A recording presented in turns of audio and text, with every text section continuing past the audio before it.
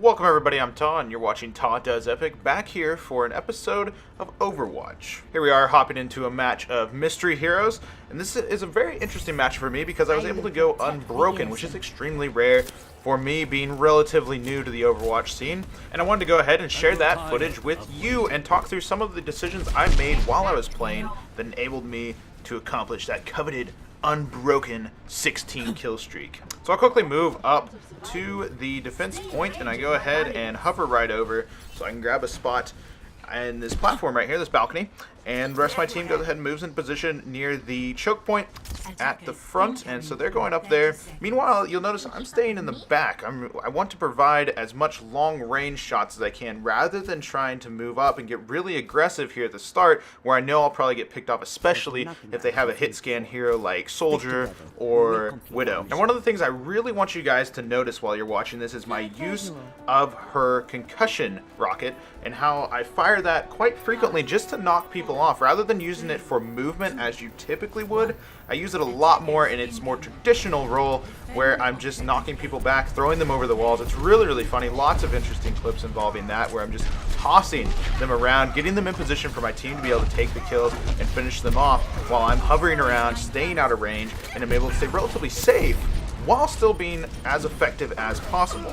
At this point, I now want to go ahead and transition to a more aggressive phase where I'm going to move up a little bit more.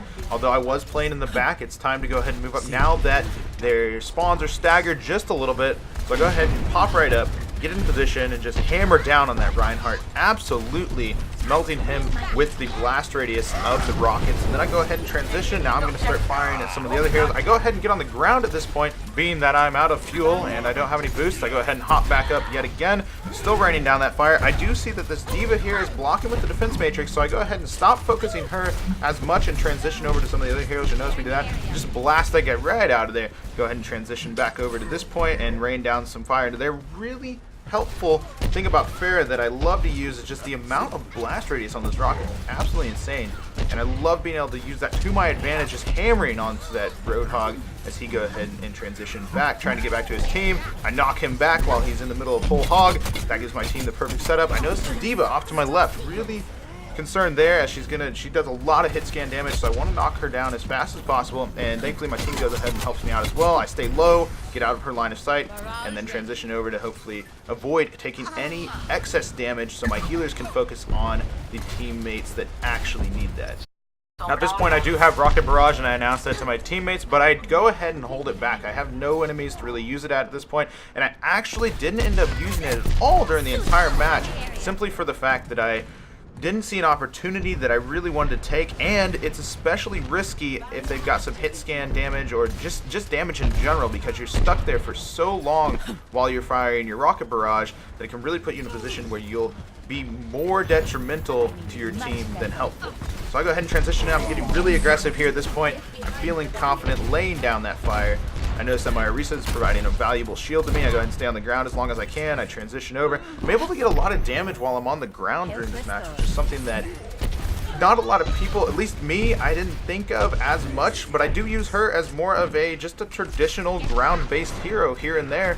And it seems to work really effectively, especially if they're all stacked up. I'm able to do a lot of damage. I'm a little more stable because I don't have to manage my boost as much when I'm just on the ground. I have nothing to really worry about other than providing fire, and I go ahead and do that. As you'll see right here, I'm laying down fire on both of these doorways. I want to keep them in that room if they're still in there.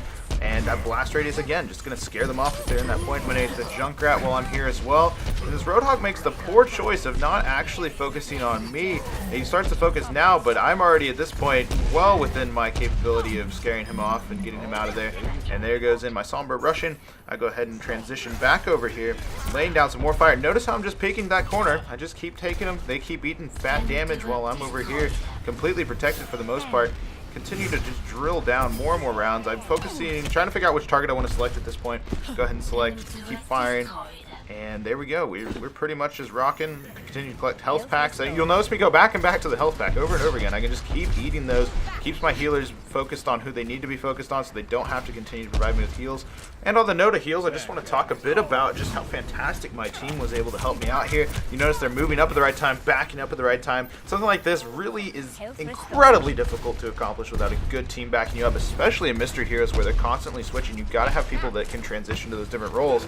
And you'll notice that just perfectly lining up shots. The enemy team makes some bad choices where they're moving in at the wrong time, moving into positions where they think they're safe. I knock them off with a concussion rocket and they're reset back where they are. They can't even get in doorways sometimes because I'm knocking them back. Or I knocked them in, for example, that Reaper right there, knocked him into the point. He was a perfectly easy target for me to take as well as my teammates. At this point, I'm going to move back up, go ahead and see if I can get some more sightlines on the enemy. I also go ahead and just continue to use that one sightline right there. Perfectly powerful right here on King's Row.